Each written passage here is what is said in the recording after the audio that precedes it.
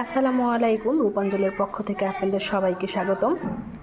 শীতকাল মানেই সবজি, বিভিন্ন রকমের ধনিয়া পাতা দিয়ে ভর্তা। কে কে পছন্দ করেন? আমার তো খুবই ভালো লাগে। আজকে আমি বানাচ্ছি মুসুরি ডাল, একটু ব্রেস্তা করে নিয়েছি।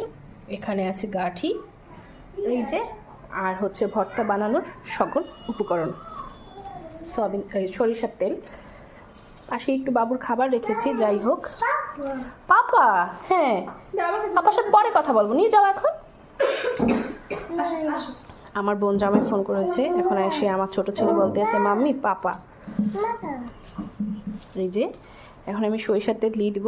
যে মরিচ ভর্তাটা খুব ভালোভাবে মেখে নিয়েছি। আমার তো মরিচ ভর্তা খেতে খুবই ভালো লাগে, তবে এখন আর আগের মতো খেতে পারি না। আগে প্রচুর মরিচ ভর্তা খেতাম।